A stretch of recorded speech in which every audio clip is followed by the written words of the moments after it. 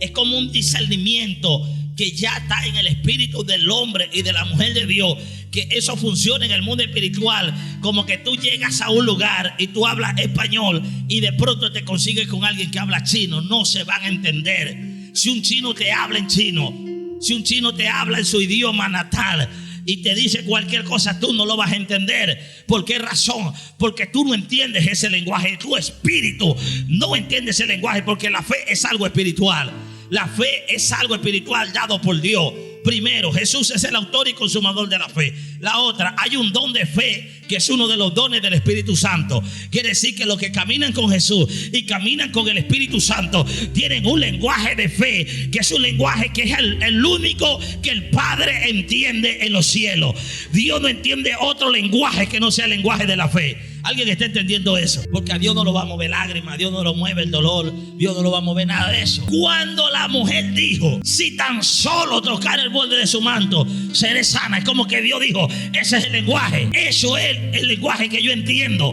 Si alguien entiende que lo único que arrebata los milagros de arriba del cielo, los materializa en la tierra, es el lenguaje de la fe. Si usted me pregunta, pastor, ¿qué idioma habla Dios? Yo le puedo decir a usted que Dios no habla hebreo, ni arameo, ni griego, ni español, ni nada. Dios habla el lenguaje de la fe, porque es un lenguaje universal, que el chino puede acceder al lenguaje de fe, el japonés puede acceder al lenguaje de fe, el venezolano accede al lenguaje de fe. Por eso que dice que sin fe es imposible agradar a Dios.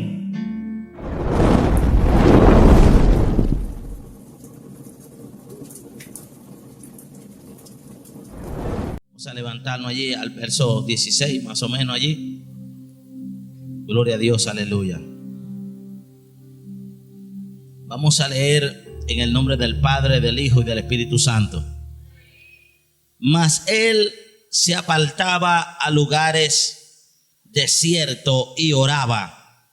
Y aconteció un día que él estaba enseñando y estaban sentados los fariseos y doctores de la ley, los cuales habían venido de todas las aldeas de Galilea y de Judea y de Jerusalén, y el poder del Señor estaba con él para sanar.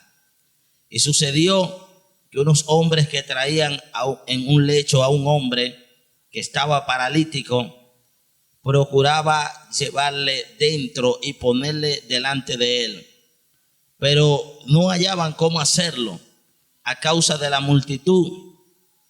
Subieron encima de la casa y por el techo le bajaron con el lecho, poniéndolo en medio delante de Jesús.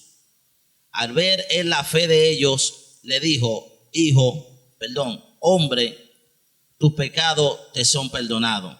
Bueno, esta es una de las historias más conocidas y predicadas del Nuevo Testamento. Amén. Es una historia que nos entrega una escena un poco caótica, pero debemos transportarnos al lugar del escenario de este milagro. Pero no solamente en sí el milagro, porque mucha gente se ha enfocado en el paralítico que se levantó. Es un milagro extraordinario, es un milagro poderoso, es uno de los milagros más fuertes que el Señor puede hacer por una persona, porque es algo visible que marca las vidas de la gente.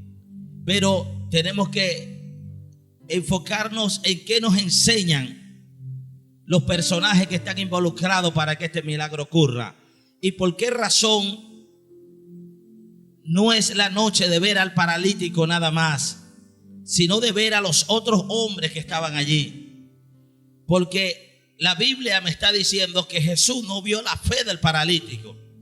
Quiere decir que el paralítico posiblemente no tenía fe para recibir un milagro ese día. Es probable que ese paralítico, si estos hombres no hubiesen intentado meterlo por allí, él hubiese quedado igual como estaba. ¿Por qué razón? Porque hubo gente que Cristo no la pudo sanar. En Capernaum, que era una tierra donde Cristo había tenido bastante popularidad, dice que no pudo hacer milagros. Quiere decir que hay lugares, hay personas, hay sitios donde no hay milagros, aunque Jesús esté allí. pero es por la fe de las personas. Y a mí me llama mucho la atención lo que estaba leyendo sobre estos personajes que están allí, que la Biblia dice que eran 4 hombres. Hay que leer los 3 evangelios que hablan, que es Mateo, Marcos y Lucas, hablan de este caso, de lo que estaba sucediendo aquí. Y estos hombres literalmente nos están dando una lección muy importante con respecto a lo que es asociarse, a lo que es unirse con un propósito y a lo que es la influencia de lo que puede tener una persona sobre otra. Y esto es importante porque esto no es nada más para las cosas buenas. Si una persona es una persona que jamás ha estado involucrado en chisme y esa persona se junta con 2 chismosos más, créalo que el tercer chismoso que va a salir o que se va a levantar en ese lugar va a ser esa persona que jamás estaba involucrada. Esa es igualmente una persona que nunca haya consumido alcohol y empieza a andar con alcohólicos, ese va a ser el próximo alcohólico. Y una persona tiene una capacidad extraordinaria de influir en las demás personas. Tenemos que entender que el ser humano es así.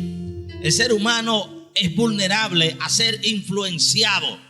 Inclusive hay personas que no terminan, personas que son cambiadas en su personalidad simplemente por adaptarse al grupo o a personas que tienen un cierto tipo de conducta. Ahora, hay algo importante que nosotros tenemos que ver. Así como es para lo bueno, también es para lo malo. Pero analizando la conducta humana, lo malo se aprende primero y más rápido que aprender lo bueno.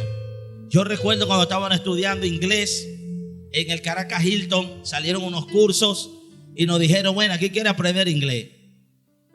Y yo enseguida me anoté rápido. Todos los cursos que salían, yo me anotaba. Yo era una persona muy estudiosa. De hecho, hice todos los cursos que podían haber, así no tuviera que ver con las ramas de lo que yo trabajaba. Y yo recuerdo que cuando entramos al salón, había mucha gente estudiando de todos los departamentos, como unas 40, 50 personas allí, quizá un poco menos. Y lo primero que nosotros estábamos interesados en aprender inglés era las groserías. ¿Qué le parece?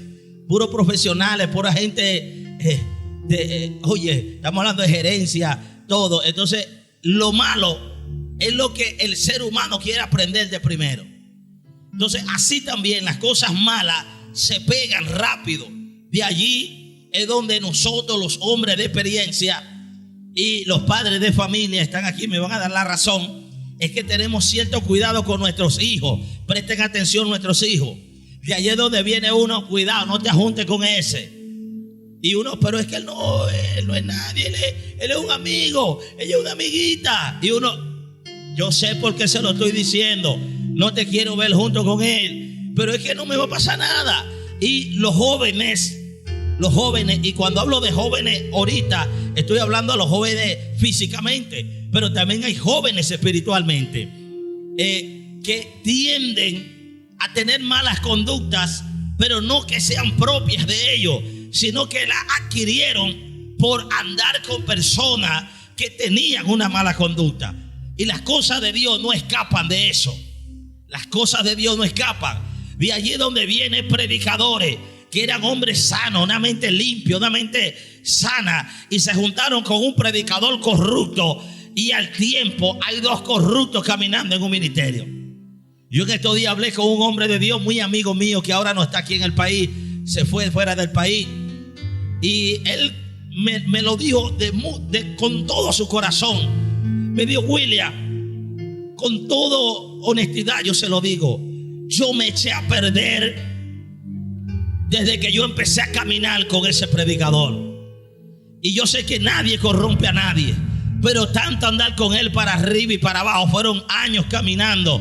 Y cuando yo me di cuenta, yo mismo no me reconocía. Yo no sabía cómo yo había caído en eso. Yo no sé cómo yo me contaminé con él. Y cuando yo me di cuenta, ya yo estaba dañado. Así me lo dijo él. Ya fue cuando él tocó fondo, fue que se dio cuenta. Ya había caído en desgracia, ya había cometido faltas graves, ya estaba en una disciplina. Un hombre reconocido por Dios, que amaba a Dios, terminó siendo contaminado por un hombre que tenía una mala práctica. Y muchas veces nosotros ignoramos esta realidad. Pero esta realidad también tiene que ver con nosotros en la iglesia, tiene que ver en los ministerios, tiene que ver en la casa, tiene que ver en la iglesia, tiene que ver en todos lados. A veces uno cree que uno viene a la iglesia y uno cree que todas las personas usted se le puede pegar y con todas personas usted puede caminar.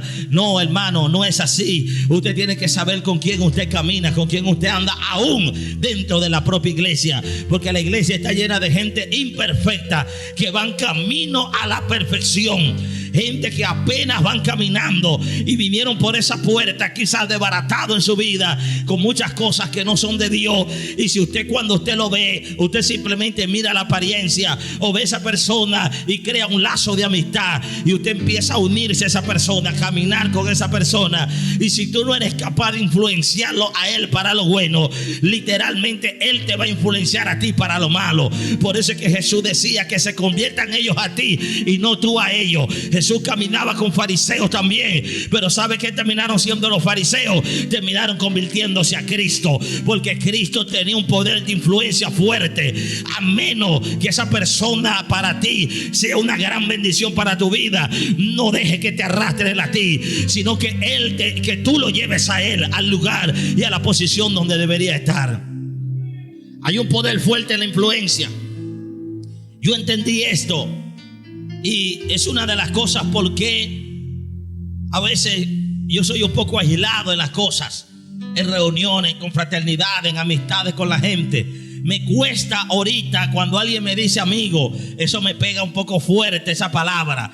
Mucha gente cuando le dicen amigo se alegra. Ay, tú eres mi amigo, y eso para ellos es una alegría y un gozo. Cuando alguien me dice amigo a mí, eso más bien a mí me pone como un poco a la alerta, a la defensiva. Yo digo, pero ¿de dónde sale esta amistad? ¿De dónde hay esa amistad, ese amor tan grande de repente así? No. Eso tiene que tener una base, tiene que tener un fundamento. ¿Qué es lo que yo estoy viendo aquí? Dice la Biblia que eran 4 que se unieron con un propósito. Y este es el primer principio que yo le quiero hablar. Cuando tú te unas a alguien, tiene que ser con un propósito específico, con un propósito que te lleve a algo bueno, que tenga algo definido, que tenga un propósito de vida. Literalmente estos hombres se pusieron de acuerdo. Vea, el poder del acuerdo, el poder de la influencia de alguien que se asocia para hacer algo constructivo para Dios. Esto es algo muy importante. Y usted se da cuenta que a veces las influencias negativas son mayores.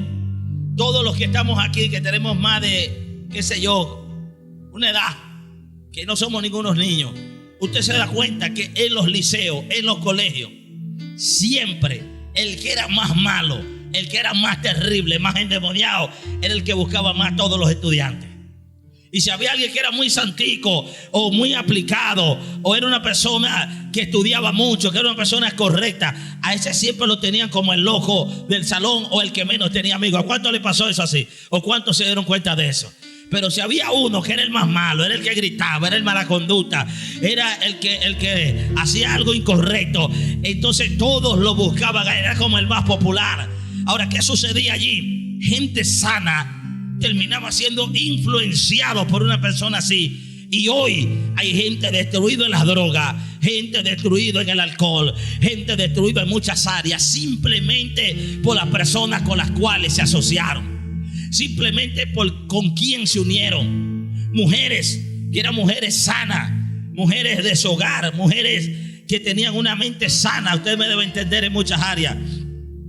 Se juntaron con una amiga que no tenía marido, que había tenido un hijo de cada hombre, que es una mujer borracha, alcohólica, una mujer drogadicta, una mujer que amanecía en la calle, y una mujer sana se une con una mujer de esa, y esa mujer le empieza a aconsejar, le dice, no vale, pero suéltate, tú eres joven, oye, disfruta tu vida. Al tiempo usted va a ver esa mujer destruida, porque el poder de la influencia que ella tiene la va a llevar a esa vida. Y eso sucede así en las iglesias. Eso sucede en todas partes. Una gente de oración, una gente marcado con propósito. Nosotros lo hemos visto. La persona está en la iglesia y le sueltan una palabra. Tienes un gran llamado, tienes un ministerio poderoso, tienes esto. Y tú ves que ya Dios lo está marcando desde el principio. Usted tiene que ser selectivo. Y cuando usted tiene una palabra de parte de Dios, usted no puede caminar con todo el mundo. Cuando usted tiene una palabra que porta de parte de Dios, usted no puede asociarse con cualquier persona. Una persona que porta una palabra de parte de Dios no puede ser amigo de todas las personas. No, eso es incorrecto. Las personas que verdaderamente tienen un llamado de Dios tienen que ser selectivos con quién habla, con quién camina, cómo se mueve, quién es su influencia, quién es su ejemplo, sobre quién se está asociando, quién está influenciando su vida, porque tarde o temprano con quien te una va a determinar cómo va a terminar tu vida. ¿Alguien está entendiendo eso aquí en esta noche? Eso va a tener una determinación muy fuerte. Eso va a marcar en algún momento algo importante en tu vida, sea para bien o sea para mal. Por eso es que la gente debe tener discernimiento. Pero es que a veces la gente que está enfocada en Dios como que no llama mucho la atención. Porque una persona que usted la ve orando, la ve leyendo la Biblia, la ve buscando a Dios, la ve caminando para la iglesia, así se baja un palo de agua, va, viene, no falta. Esa persona, para alguna persona, representa una amistad aburrida. Pero hay gente que son chismosas, gente que son criticonas, gente que son como la oveja negra de la manada en el rebaño. Y hay gente que vienen con malas mañas, y ese tipo de personas es que la atrae. Y tristemente los propósitos de Dios se caen simplemente por las personas con que la gente se asocia o con quienes caminan. De allí es donde viene el cuidado de los padres. El padre tiene una función, el padre, uno como hombre de Dios, de transmitirle la vivencia, transmitirle al hijo lo que es la chispa del discernimiento.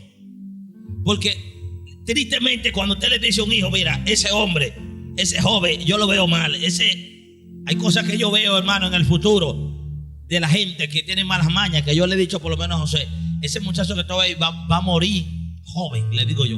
Y no, Dios no me ha revelado a mí que se va a morir. A veces Dios me ha dicho, este va a morir, se murió. Pero hay gente que por el camino por donde van, tú sabes que no van a llegar lejos. Y es donde viene el consejo sabio del padre, que le dice, no te juntes con esa persona. Cuando pasa el tiempo, al momento los jóvenes se molestan, al momento no le gusta, al momento cree que le están diciendo simplemente para prohibirle las cosas, que no tienen libertad, que me están controlando. Pero cuando ellos van madurando, ellos se dan cuenta de que el padre tenía razón. Ellos se dan cuenta que la palabra de sabiduría que le estaban dando era correcta. ¿Cómo? Porque al tiempo los frutos van a dar, los árboles van a dar su fruto, sea bueno, sea malo. Y eso sucede también en los ministerios. A mí me pasó una oportunidad, algo tremendo, que eso me marcó. Usted sabe que las cosas más fuertes que nosotros hemos aprendido como pastores, lo hemos aprendido de las ovejas. Ustedes hablan como ovejas y dicen, wow, mi pastor me ha enseñado. Mi pastor, oye, yo veo por ahí algunas publicaciones, Dios bendiga a mi pastor, otro que el pastor me ha enseñado, pastor esto, pastor el otro. Pero nosotros, usted ve que nosotros no hablamos. ¿Quién enseña al pastor? ¿De a dónde aprendemos nosotros? ¿Usted cree que no aprendemos? Sí aprendemos, porque cuando yo llegué al pastorado yo no tenía instrucción, yo no sabía nada del pastorado. Pero ¿quién es el mejor maestro? Aparte de Jesús, el mejor maestro para los pastores son las ovejas. Con las ovejas nosotros aprendemos que es una puñalada. ¿Qué le parece? También aprendemos que es amor con las ovejas. Con las ovejas uno aprende lo bueno, aprende lo malo, y ahí es donde uno se va entrenando. Los golpes. Hubo un joven, ese hombre tenía una tendencia un poco como homosexual. Y yo veo que ese muchacho tiene una influencia muy grande, amados hermanos, en los jóvenes. Y veo una familia, hermano, que siempre ha sido una familia impecable, una familia de ejemplo. Y veo que vienen llegando a las 9:30 de la noche, cuando ya el culto está terminando. Y le digo, ¿de dónde ustedes vienen? Ustedes dos. No, estábamos por allá en una casa, no sé a dónde. No es que estaban haciendo algo malo, pero andaban juntos por ahí caminando. De una vez viene la alerta. Si él se asocia a esa persona, él puede terminar siendo igual que él. Y a veces nosotros queremos ser mejores que Dios. Y esto no es que vamos a hacer ascensión de personas. Le estoy hablando de que nosotros cuando unimos grupo o cuando estamos caminando con alguien, eso tiene que tener un propósito de vida. Tiene que tener algo que te sume, algo que te aporte, algo que te lleve a un nivel. Bueno, yo en la alerta hablé con el papá, le dije, mire, tenga cuidado, este muchacho, nosotros le tenemos el ojo montado. Su hijo estaba por allí así, bueno, pastor. Él fue y corrigió al hijo. Y el hijo de este hermano fue y le dijo a aquel muchacho que yo estaba hablando mal de él. Estamos queriendo librarlo, estamos queriendo darle un consejo de visión, de sabiduría. Bueno, este hombre se ha levantado contra mi hermano. Y eso fue una guerra como de 6 meses, hermano. De una batalla terrible. Por eso, que eso nunca se apagaba. Usted sabe que la gente que viene de ese movimiento gay son gente problemática en extremo, fuertemente. Y yo tuve que vivir eso. Entonces eso nos marcó en algún momento, que cuando yo veía a alguien andando con alguien, yo no le decía nada, hermano. No le decía nada para evitar esos problemas. Porque cuando tú quieres ayudar a alguien, esa persona tiene que entender que tú lo estás ayudando. Si tú no entiendes que tú lo estás ayudando, que tú lo estás queriendo cohibir de su propia vida o de sus libertades, él va a ver eso como un ataque, como una intromisión. Pero somos como padres, los pastores, nosotros vemos igual como ven los padres. Cuando un padre ve que su hijo se está juntando con el muchacho malo del barrio en la esquina y usted lo vio la primera vez, ya usted no necesita saber más nada. Simplemente para usted eso no puede ser. Eso algo va a pasar, va a terminar mal. En vez de él convertirlo a usted, ese muchacho va a terminar convirtiendo a su hijo en alguien malo.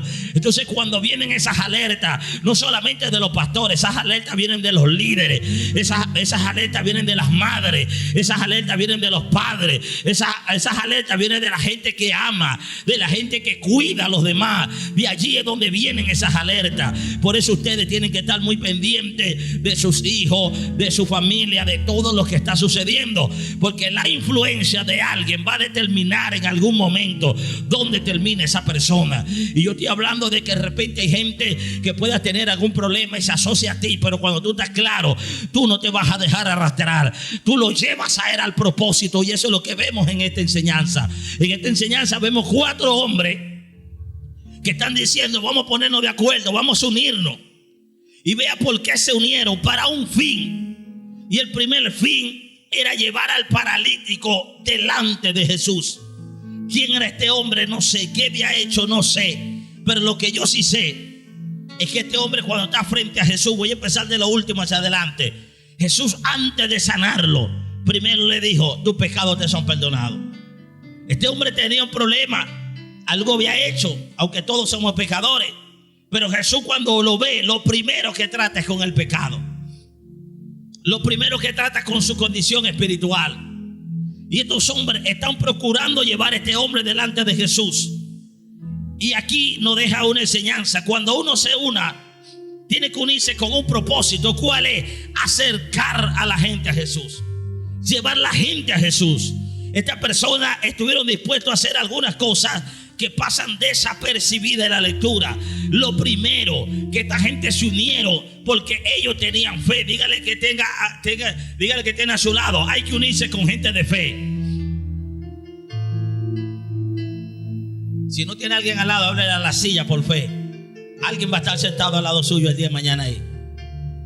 Hay que unirse a gente de fe, porque la gente de fe son la gente que provocan milagros en el mundo espiritual. Entonces usted camina con una gente que no tiene fe, y cuando usted diga eso se va a dar, el otro te va a decir, pero oye, que eso está fuerte. Y solamente con uno que dude, la barca se hunde. Con uno que dude no se da el milagro, porque dice la Biblia que Jesús vio fue la fe de ellos. Cuando dice de ellos, está hablando de una fe colectiva. Cuando tú le dices a alguien, tú crees que esto va a pasar, y el otro te dice, amén, yo lo creo. Mire, pum, es una explosión de milagro. Es como 2 chispas, 2 candelas que chocan así, pa, pa. de una vez. ¿Por qué razón? Porque es el lenguaje que Dios entiende, no hay otro lenguaje. Por eso es que yo, cuando la gente llega aquí, yo tengo que resetearle la cabeza. Tengo que sacarle el chi de que no se puede, de que vamos a ver, de que esto, de que el otro. Es un trabajo primero. Porque esa persona tiene 20 años, 10 años, 15 años, 20 años diciendo vamos a ver, no hay, no se puede. Y cuando viene con uno a trabajar al lado de uno o está aquí en la iglesia para alguna función, hermanos, primero hay que cambiarle ese chi. Porque nos vamos a unir con un propósito. Vamos a caminar en un propósito de pastor oveja, de líder, de avivamiento, de cualquier área. Y se supone que el que va a caminar tiene que caminar en un poder de acuerdo. Y cuando esos poderes de acuerdo se unen, usted ve que los milagros empiezan a ocurrir. Estos hombres, lo primero era la esencia de lo que tenían. Hay algo que los movió. Hay algo que tenía. Vea la gente con que nosotros tenemos que asociarnos. Antes de tener la fe, algo más tenían ellos, que no aparece en la escritura, pero nadie que no tenga amor se va a mover a llevar un paralítico delante de Jesús. Lo primero que había era amor. 4 hombres con amor dijeron: este hombre no puede caminar, es imposible de que llegue allá. Era una multitud. Cuando la Biblia habla de multitud, hermano, a veces nosotros exageramos las cosas. Los seres humanos aquí en la tierra exageran todo. Hay una campañita ahí de 1000 personas y uno dice, no, había una multitud, eran como 10,000. Ese es uno, para no agrandar las cosas. Pero cuando hablamos de las cosas de Dios, Dios no agranda nada. Cuando hablamos de una multitud, y usted cuenta en algún momento cuando se habló de multitud en la Biblia, eran 20,000 personas, eran 10,000 personas, 5,000 personas. Y dice la Biblia que había una multitud tan grande que nadie podía llegar hasta allá. Pero había una fuerza mayor, que era la fuerza del amor. La fuerza del que tiene el amor por los perdidos. La fuerza del que tiene amor por los que tienen necesidad. La fuerza del que tiene amor por alguien que tiene un problema. Por eso usted tiene que empezar a discernir quiénes son la gente con la que yo tengo que caminar. Yo tengo que caminar con gente que tenga el amor de Dios en sus corazones. ¿Y cómo usted lo va a ver? ¿Cómo sé yo, pastor, quiénes son los que tienen amor por las almas? Empieza a darse cuenta en la iglesia quiénes son los que están en los hospitales metidos, quiénes son los que andan haciendo la obra de Dios, quiénes son los que le están dando de comer al hambriento, quién está visitando a los presos, quién va a visitar a los enfermos, quiénes son los que andan predicando, quiénes son los que están haciendo la obra social. Si usted examina, no es mucho los que están haciendo esto. Y si usted quiere unirse a alguien, esa es la persona correcta. Me voy a unir con los que tienen el amor de Dios en su vida y en sus corazones. Porque el que tiene el amor te va a decir, vamos a ayudar al prójimo. El que tiene amor te va a decir, vamos a darle de comer al hambriento. El que tiene el amor de Dios dice, vamos a visitar a los presos. El que tiene amor te va a decir, vamos a visitar al hermano que no ha venido. El que tiene amor va siempre a expresar ese amor hacia alguien, hacia el prójimo y hacia el mismo Dios también. Ese es el primer nivel de asociación que ellos tenían. El otro es la fe. Ellos, me imagino yo, en su fe, no lo dice la Biblia, no lo narra, pero ellos dijeron, en algún momento tienen que haber dicho, si nosotros lo metemos ahí, Jesús lo sana. Si nosotros lo llevamos delante de Jesús, ese milagro está hecho. Y de repente uno le dijo al otro, ¿tú lo crees? Imagínense que el que estaba allá de los 4, uno hubiese dicho, bueno, vamos a ver. Y el otro que está allá hubiese dicho, sí, pero hay mucha gente. Y el otro de allá de la esquina hubiese dicho, no, pero Jesús no lo va a ver. ¿Cómo vamos a llegar hasta allá? Usted se imagina a 4 gente con duda hablando. ¿Qué va a salir de allí? ¿Qué saldría de una conversación donde uno dice, yo no creo que Jesús lo vaya a hacer? Y que otro diga, no, hay mucha gente. Y otro venga, ¿y tú qué opinas? Bueno, vamos a ver. Y el otro que está preguntando dice, bueno, yo veo la cosa difícil. Imagínate esos 4 unidos. Esos 4 unidos, hermanos, se secan. Esos 4 unidos nunca van a ver la gloria de Dios. Esos 4 unidos jamás en su vida verán un milagro. Esos 4 que están juntos jamás en la vida van a ver la mano de Dios moverse.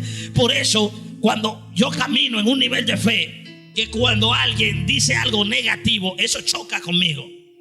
yo lo identifico rápido. Usted puede conversar con alguien de repente todo el día y usted no se da cuenta de lo que hay en el espíritu de esa persona. Pero yo estoy hablando con alguien y desde el mismo momento que dice algo negativo, eso pum, a mí como que me paraliza. A mí eso como que me detiene. Ese es como pum, un choque en mi espíritu y yo me doy cuenta rápido. Y de ahí donde viene que algunas veces le digo a la persona, ¿con qué espíritu tú me estás hablando? De ahí donde viene a la gente decirle, bueno, pero si tú no lo crees, y eso es rápido, yo lo identifico. Es como un discernimiento que ya está en el espíritu del hombre y de la mujer de Dios, que eso funciona en el mundo espiritual, como que tú llegas a un lugar y tú hablas español y de pronto te consigues con alguien que habla chino. No se van a entender. Si un chino te habla en chino, si un chino te habla en su idioma natal y te dice cualquier cosa, tú no lo vas a entender. ¿Por qué razón? Porque tú no entiendes ese lenguaje. Tu espíritu no entiende ese lenguaje, porque la fe es algo espiritual. La fe es algo espiritual dado por Dios. Primero, Jesús es el autor y consumador de la fe. La otra, hay un don de fe que es uno de los dones del Espíritu Santo. Quiere decir que los que caminan con Jesús y caminan con el Espíritu Santo tienen un lenguaje de fe, que es un lenguaje que es el único que el Padre entiende en los cielos.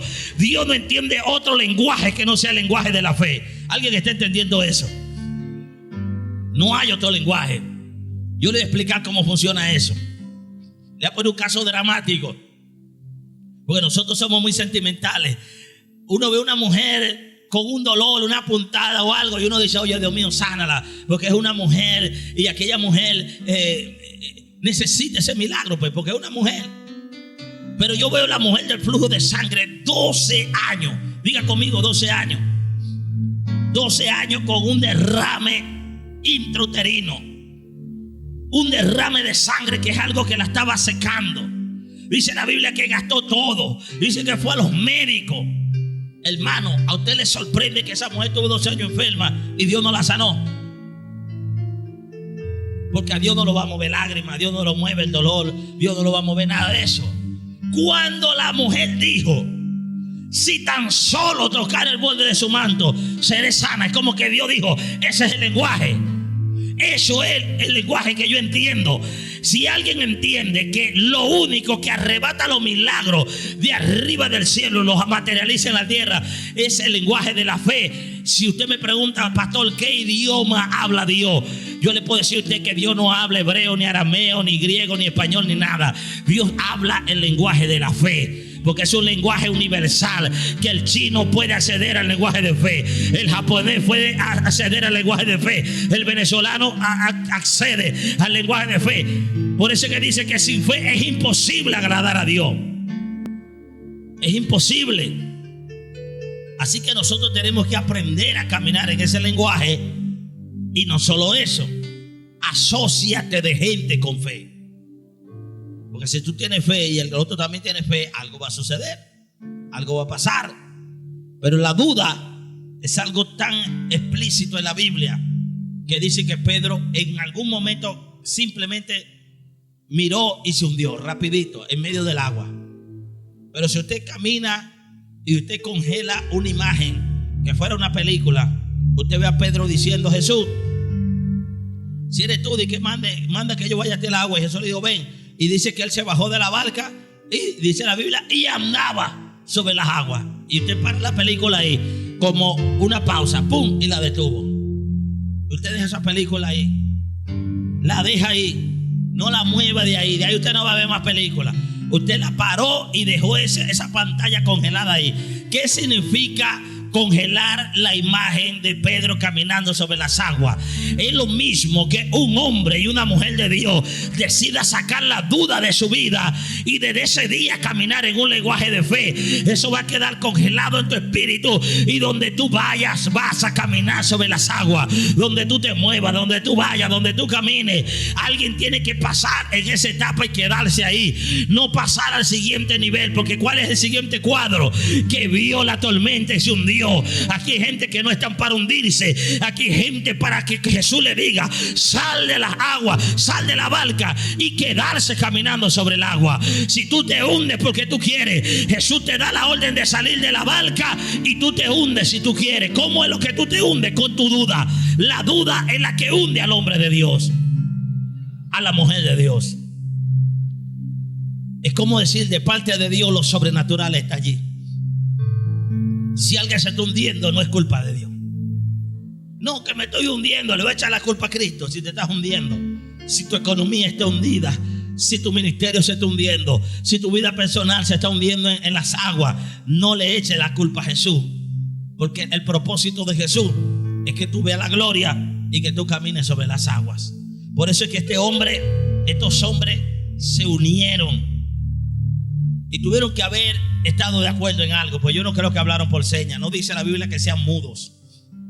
Hay algo que yo examino, que es qué hay en el corazón. Porque yo digo ahorita, ¿cuántos son gente de fe? Levante la mano. Levante la mano de verdad. ¿Cuántos son gente de fe aquí? Baje los momentos. ¿Cuántos son gente que dudan?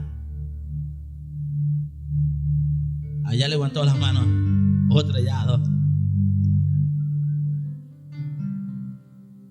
¿Sabes que cuando yo pregunto es porque vengo con algo por allí detrás de eso? Escuche esto. De la abundancia del corazón habla la boca. De lo que hay dentro de ti es la manera de usted saber si una persona es de fe o es una persona que duda. Es por la forma de hablar. Por eso cuando yo estoy hablando con alguien y la gente duda, yo me doy cuenta por lo que dice, por lo que habla, por las palabras que pronuncia. Tú te das cuenta si es de fe o no es de fe. Cada vez que alguien duda, está perdiendo una oportunidad de ver la gloria de Dios.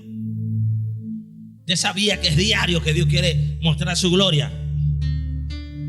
Vamos a suponer que iba a haber un milagro y Dios te dice, ¿tú lo crees? Y tú dices, no lo creo. ¿Qué es lo que va a pasar siguientemente? Que no vas a ver el milagro. Y una persona que camina en duda, camina de una manera natural toda la vida, siempre. Y hoy Dios me estaba ministrando bastante de la fe. Voy a dar un anuncio por allí fuerte. Hoy, cuando estaba a punto de bajar, Dios me ministraba de la fe. Y me ministraba que le diera una orden a todos los líderes de grupo, que empezaran a orar por los milagros, que los cielos estaban abiertos sobre las cadenas de oración, que empiecen a orar por los milagros, que empiecen a orar por la liberación, que empiecen a orar por lo sobrenatural, y que inviten gente, que manden mensajes, que le digan a la gente, mira, hay algo poderoso que está ocurriendo, milagro, sanidad. Todo el que esté enfermo que venga, todo el que esté endemoniado que lo traiga, todo el que tenga un problema que venga a la cadena de oración, porque por fe van a recibir sanidad, por fe van a recibir milagros, por fe van a ver la gloria de Jehová. No voy a esperar ver una nube que venga y después que esté una nube aquí echando chispa y candela, es que voy a decir explotó el avivamiento. No, ese avivamiento es algo que tiene que ver con la fe. Por eso estos hombres tuvieron que haber conversado. Estos hombres tuvieron que ponerse de acuerdo y no por seña. Quiere decir que alguien tuvo que haberle dicho, ahí está Jesús, el que hace los milagros, y ahí está ese hombre paralítico.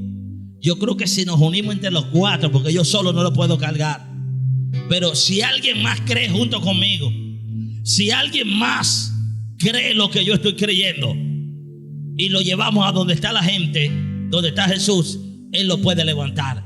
Y ahí tiene que haber dicho uno de ellos, amén, yo lo creo. Y otro haber dicho, yo lo creo también. Y de repente había más, pero solamente 4 creyeron. O quizás eran 4 que se necesitaba, pero ellos tuvieron en un poder de acuerdo, el amor por el perdido, fe en Jesús de Nazaret que hace los milagros. Y la fe sin obra es muerta. Ese es el otro paso de la fe. Porque ellos podían haber dicho, no, pero si el Señor lo va a sanar aquí. Porque el mismo Dios está allá, está aquí. Dios es omnipresente. Dios está en todo lugar. Ellos pueden poder haberse puesto teólogos bíblicos para justificar el no moverse de allí. Pero ellos dijeron, hay que llevarlo delante de Jesús. Toda fe tiene que ir acompañada de una obra. Si no, la fe es muerta. Es como que yo agarre una urna y se la ponga allí y hay un cadáver adentro. ¿De qué nos sirve esa fe? ¿De qué nos vale un cadáver bien maquillado? ¿De qué nos vale una urna cara? No sirve de nada. Pero una fe acompañada de obra, eso va a desatar los milagros. Por eso no podemos esperar que aquí ocurre un milagro para nosotros decir, Dios está sanando. No, vamos a invitar a la gente y vamos a orar por fe y usted va a ver que eso va a traer un resultado. Yo más tarde voy a dar ese anuncio por allí.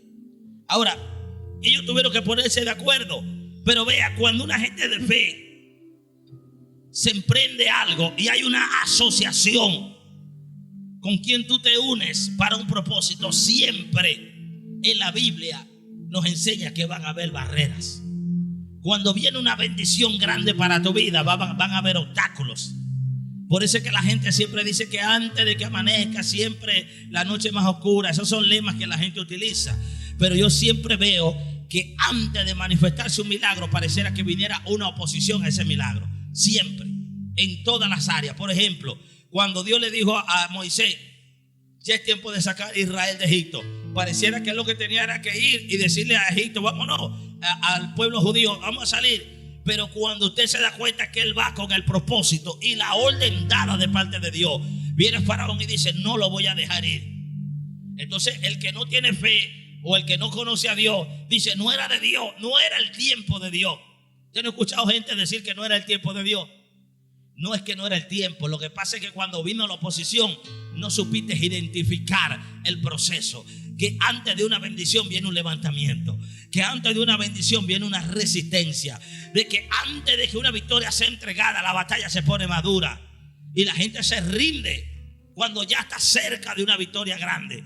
¿Cuánta gente cuando está a punto de alcanzar una bendición se detiene allí? Yo no sé cuánto han visto esa figurita que la han pasado mucho por internet. De un hombre que estaba cavando para conseguir un tesoro y cuando le faltaba un poquito de tierra y el tesoro estaba ahí mismo, nada más que con un Picasso sacaba el tesoro, el diamante se devolvió. Eso lo han visto. ¿Cuánto han visto esa figura? Que es muy ilustrativa. ¿Por qué? Porque no persiste en seguir adelante hasta alcanzar la meta. Estos hombres, lo primero que encontraron fue una barrera. Había una multitud de 20,000 personas, 15,000, 10,000, 5,000, no sabemos.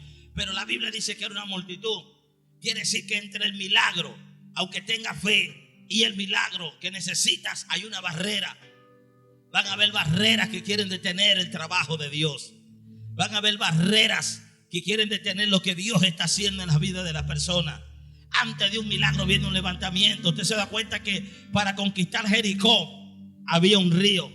Para entrar a Jericó había una muralla. Siempre había obstáculos para los hombres de Dios para ver un milagro. Antes de ver el agua fluir de una peña había sed. Antes de ver el maná del cielo había hambre. Antes de cualquier bendición, siempre antes vino una situación difícil. Por eso ellos se propusieron, hay que pasar los obstáculos. Hay que pasar por encima de las situaciones. Y es donde viene aquel hombre, aquellos hombres, y dice, aunque hay una barrera de multitud que es difícil llegar allí, porque la casa estaba abarrotada, Jesús estaba adentro, la multitud estaba adentro y fuera de la casa.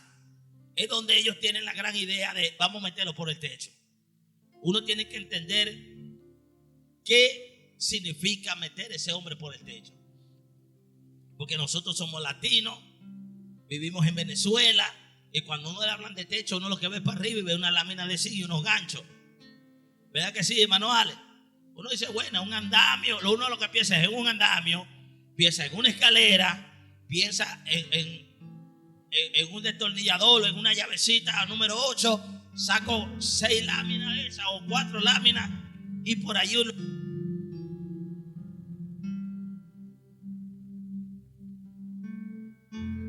lo bajo con un mecate y uno piensa en una polea o piensa en algo así. Tú me entiendes, todo lo fácil. Estamos en el siglo XXI aquí. Ahora, cuando uno se da cuenta cómo eran las casas en Palestina, cómo eran las casas judías hace 2000 años, eran unas casas que eran hechas principalmente de madera y luego llevaban un tipo de monte, palo, algún tipo de vegetales que vendría a ser como lo que aguantaba lo que se le montaba arriba, y lo que iba encima era barro, tierra. Así eran las casas de la antigüedad. Eran casas hechas de madera, había un tipo de ramas que le ponían para que aguantara el barro, y el barro lo ponía y lo alisaban. Y así eran los techos de la antigüedad. Esas eran las casas en Israel, así eran las casas en Palestina. Así que para ellos montarse allá arriba, había un lugar que la gente se encaramaba allá. Y cuando ellos empezaron a abrir eso tuvo que empezar a caer tierra. Un tierrero, hermano. Eso no fue sacar 2 tornillitos y sacar 2 ganchos. Eso era tierra cayendo en medio de la reunión de Jesús. En medio donde estaba el maestro. En medio donde estaba Jesús reunido. Que para otro hubiese sido una irreverencia. Si es aquí, uno le pone una disciplina a alguien así. ¿Por qué? Porque está interrumpiendo en medio de un mensaje. Imagínate, si aquí con 2 que se medio mueven, uno, oye, hermano, sujétese los niños por allá. Imagínese a alguien que llegue arriba de ese techo y empiecen a escuchar un golpe, pa, y pa, y pa. Oye, ¿qué es esto? Todo el mundo empezó a ver hacia arriba, interrumpió al mismo Dios, a Jesús de Nazaret. Una interrupción inmediata en medio del mensaje. Y todo el mundo empezó a ver hacia arriba y empezó a caer la tierra.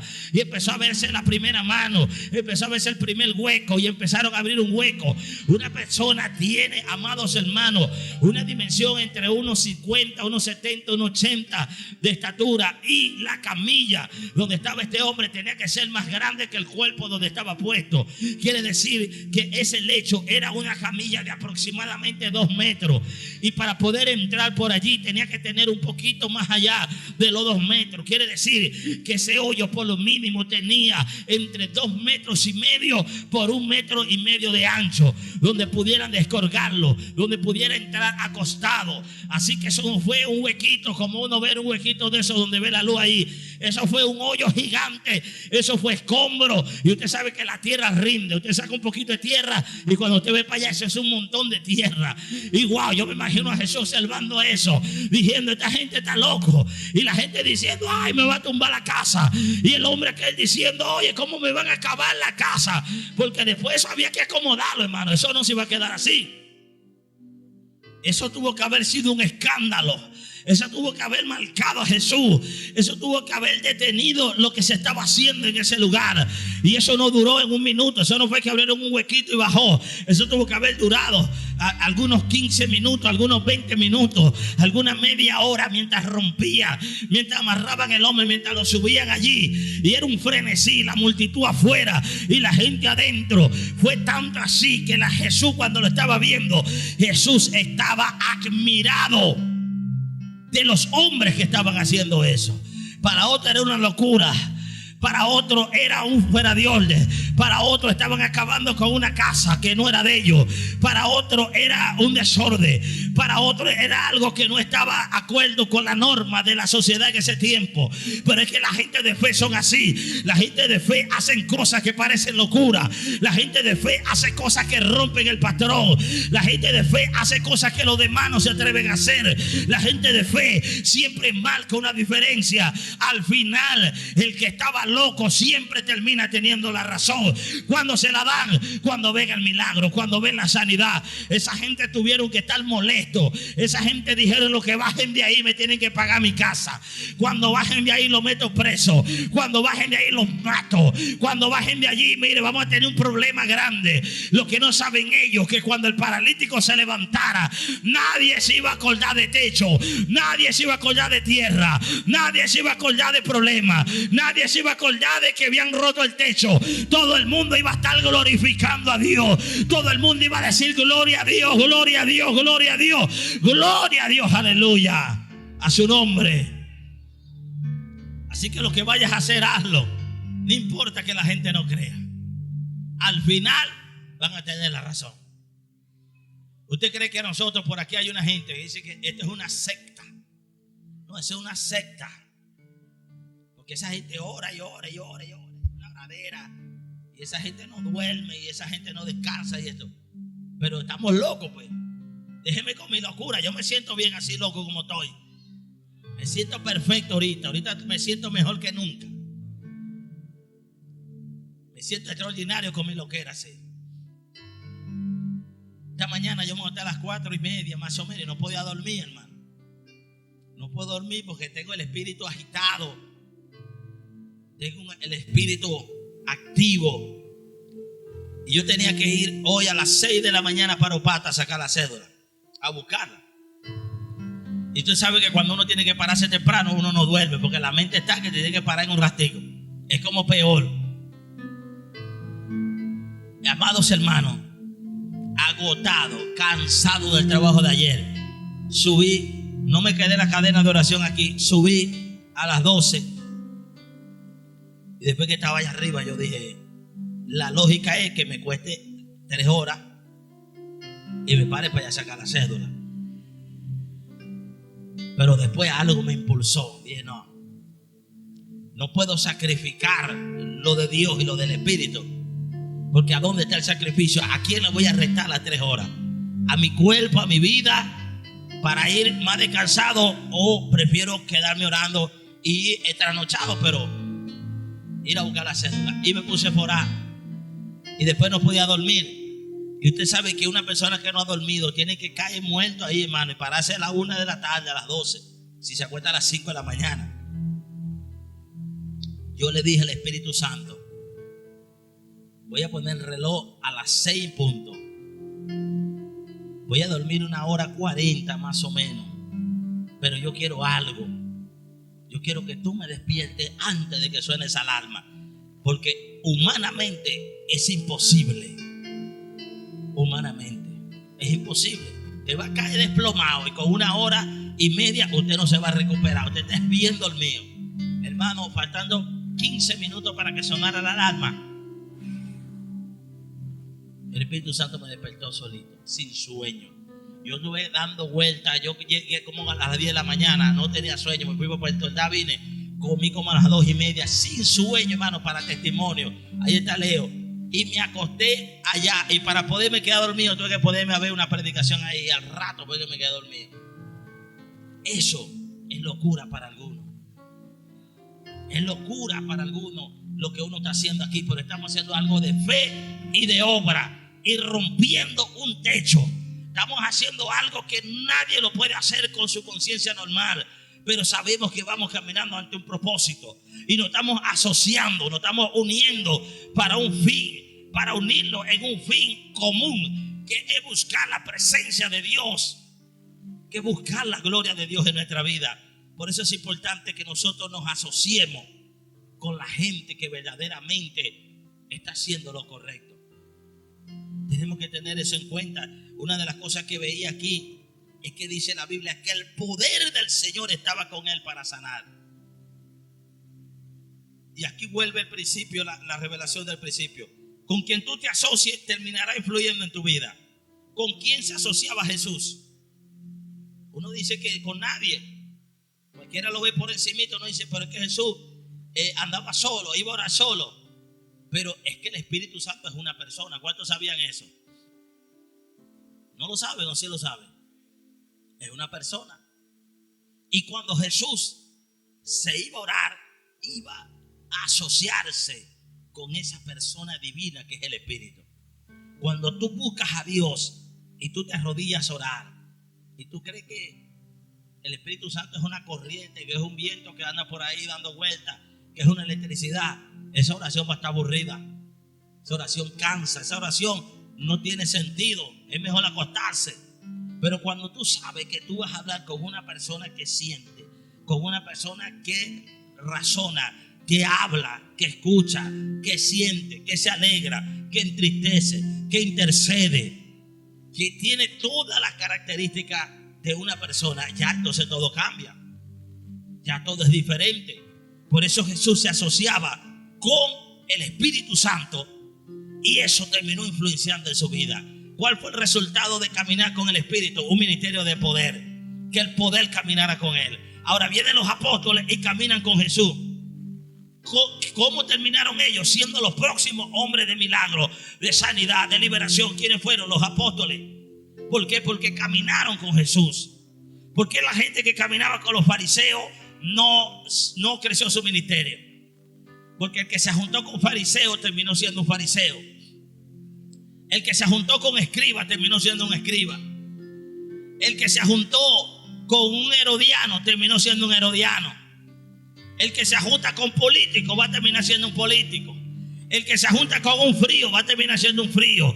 El que se junta con el chismoso va a ser el próximo chismoso de la iglesia. Pero el que se junta con alguien de avivamiento será el próximo ministerio de avivamiento que se va a levantar. Si tú te unes con alguien de liberación, el próximo que estará sacando demonios será tú. Si tú te unes con alguien que Dios use milagros, el próximo que verá a los paralíticos caminar será tú. Si tú te unes con alguien de oración, ¿qué es lo que va a pasar contigo? Va a terminar siendo una persona de oración. El poder de la asociación, el poder de la unidad, el poder de la influencia, cuando es positivo al que te une y positiva a la persona que está contigo. Así que estos 4 paralíticos se unieron con un propósito, pasaron por encima de prueba, batalla, lucha. Vamos a montarlo y vamos a acercarnos a Jesús. Vea, ¿cómo tú sabes que alguien es la persona correcta para tú caminar con él? Porque esa persona te acerca a Jesús. Ellos estaban afuera y Jesús estaba adentro. Y dijeron, tenemos que llegar a donde está Jesús. Así sea por encima del techo, porque va a costar acercarse a Jesús. ¿Cuánto sabe que cuesta? Hay un precio alto que pagar de la unción. Hay un precio. Si fuera fácil, el que le diga a usted que acercarse a Jesús, tener una relación con Él personal, es difícil, no es. Porque desde que usted llega a Cristo, ¡pum!, usted tiene una comunión con Dios. La cuestión es acceder al poder y a la unción de Jesús.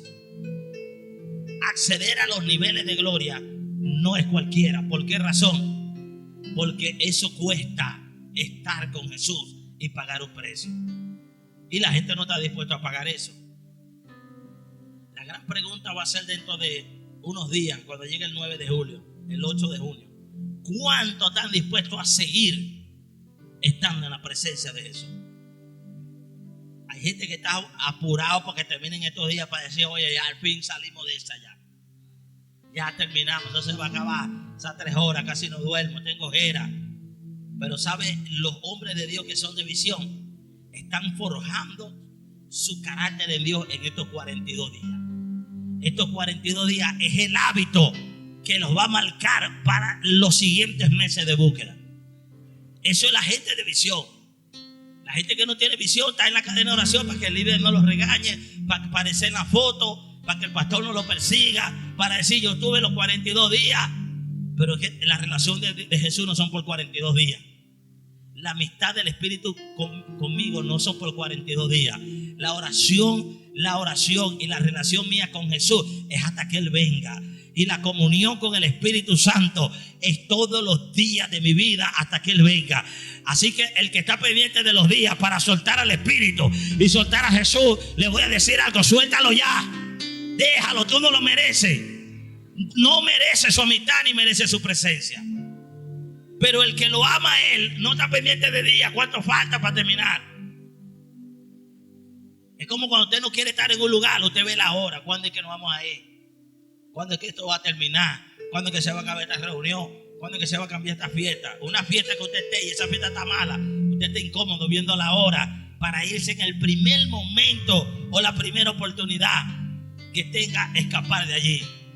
Así que alguien, cuando no tiene una relación con Jesús, está buscando de escapar de esta cadena de oración. Esta cadena de oración es una carga para algunos, es una batalla para otros, es una obligación para algunos. Pero hay otros que no, hay otros que dicen yo quiero más, hay otros que dicen yo voy a seguir, hay otros que dicen yo tengo que seguir adelante, hay otros que van a decir este es el impulso que yo necesitaba para lo que voy a alcanzar en Dios. Alguien tiene que saber que están en lo correcto, alguien tiene que saber que no hay vuelta atrás, alguien tiene que decir yo voy a avanzar. Porque yo estaba detenido, yo estaba paralítico, yo estaba tirado en una camilla, pero alguien me acercó a Jesús. Alguien con fe dijo vamos a orar 42 días. Alguien dijo vamos a avanzar. Alguien dijo vamos a meternos por el techo. Y cuando alguien se unió con el mismo propósito, el resultado fue un milagro. Eres un milagro, eres un milagro, eres un milagro de Dios. El que estés de pies ahora mismo orando, eres un milagro de Dios. Dios mío, alguien lo está creyendo. Yo siento corriente aquí. Aquí hay gente que estaban paralíticos, hermano. Hay gente que no podían orar. Hay gente que no podían buscar a Dios. Y no estoy hablando de uno, yo estoy hablando de un 90% de esta iglesia. Estaban postrados, caminando. El que no estaba paralítico estaba en bastón. Y el que no estaba en bastón estaba en andadera. Y el que no andaba en muletas. Y a todos Jesús les dijo: toma tu lecho y anda, levántate a orar, levántate a buscar, métete en la cadena, métete. ¿Habrá todavía un paralítico aquí que no está orando? ¿Habrá alguien que no está haciendo las 3 horas diarias? Si todavía andas en bastón, si todavía andas en muleta, si todavía andas en silla de ruedas, yo te digo en el nombre de Jesús de Nazaret, levántate y empieza a caminar en el Espíritu. Empieza a caminar en el Espíritu, porque la Biblia dice: andar en el Espíritu. Andar en el Espíritu es orar. Andar en el Espíritu es buscar a Dios. Andar en el Espíritu es soltar la muleta, soltar todo lo que te paralice. Wow. Alguien tiene que caminar. Camina porque camina. Diga que tiene a tu lado: camina porque camina. Mira, vamos a ver 4 aquí para llevarte delante de Jesús. ¿Cuántos están dispuestos aquí? Necesito 3 más como yo aquí en este ministerio. 3 para hacer un equipo de 4 gente que le crean el gran avivamiento. 4 personas que digan: vamos a avanzar hasta ver la gloria de Dios. La oración mía ahorita es: Señor, aunque usted vea así, Señor, yo no quiero que sea como todos los días de Pentecostés, que nos lanzamos una meta y después que termine ese día, hermano, todo el mundo vuelve a la normalidad. Ya yo estoy cansado de eso. Ya yo no quiero eso para la iglesia ni para mi vida. Yo no lo quiero ya. Yo no estoy enfocado en el día del Pentecostés.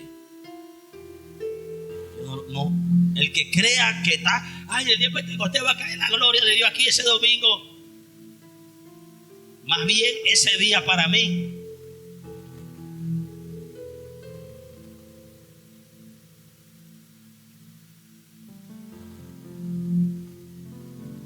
no es que va a ser un día normal, porque yo creo que esto se va a llenar, va a haber sopa, va a haber todo.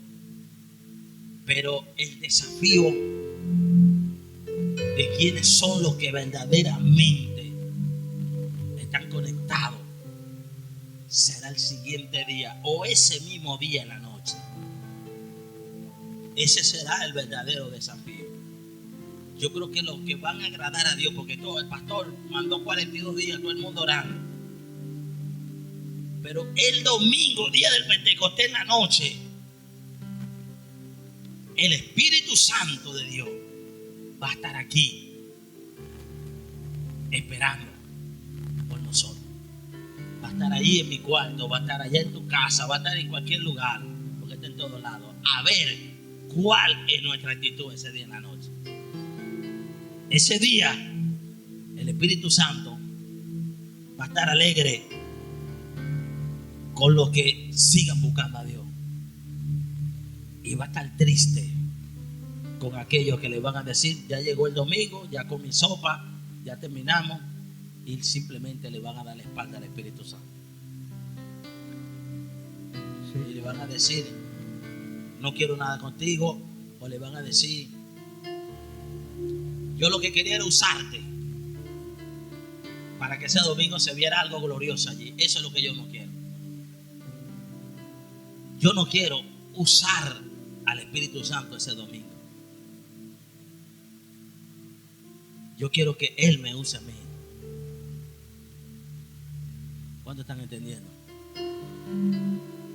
La iglesia debe salir de la mentalidad de los 42 días. Sálgase de ese enfoque y diga: yo comencé algo que va a seguir en mi vida más allá del día del Pentecostés. ¿De qué vale orar 42 días y después de un mes? Vamos a poner fecha. Estamos hablando de 8 de junio. ¿De qué vale hacer estos 42 días? Y estamos ahorita en Victoria, en Fuego. Y cuando llegue finales de julio, están muertos, están fríos, están tirados, hermano, espiritualmente, que no podemos con nuestra propia alma. ¿Por qué usted lo puede imaginar? Porque ya en algún momento de nuestra vida hemos pasado por eso. ¿Cuántos han estado fríos totalmente en algún momento de su vida? Levante la mano para ver. Frío. A punto de meterlo en la morgue. Levántela para ver.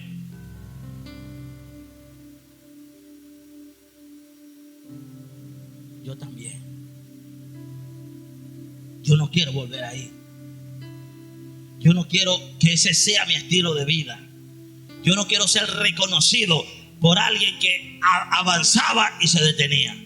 Avanzaba y se detenía. Y hay algo terrible que el Señor me enseñó en estos días a través de un hombre de Dios, que Dios le habló del avivamiento aquí en San Félix hace 35 años atrás. Esa persona no está aquí, está en Boavista. Tiene años que se fue a vivir para allá. Es un anciano. Y él vino hasta mi casa a decirme, Dios me habló del avivamiento hace 30 años. Vengo a decirte esto, papá.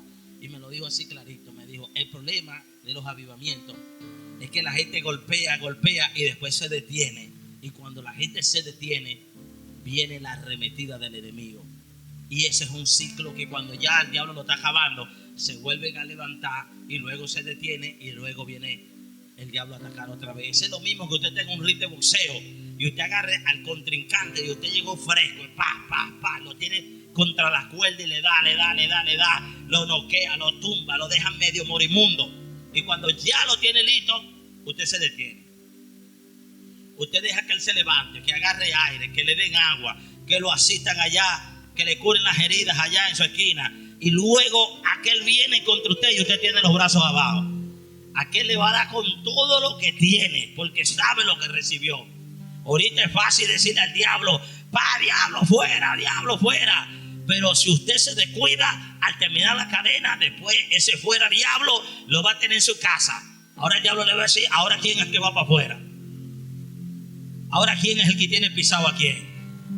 Por eso, como eso no quiere que eso llegue a su vida, usted está enfocado ahorita que estos 42 días es para formar el hábito de oración. Y literalmente lo que usted va a hacer voluntariamente lo va a hacer desde el día 8 de julio adelante. De ahí en adelante. De ahí se va a ver quiénes son la gente de oración. Porque es muy fácil orar en grupo, un mandato, todos estamos allí. Por eso es que se necesita alguien que diga, yo no puedo volver a empezar de nuevo 42 días más, no. Yo prefiero de 40 seguir por 80. Es más fácil que hacer 40 y después volver 40 otra vez. Es mejor decir, vamos a seguir para adelante. Es la vida y es el estilo de cualquier hombre y de cualquier mujer de Dios que quiere un ministerio de avivamiento en su vida. Amén. Bueno, vamos a ponernos de pies. 4 que se pusieron de acuerdo.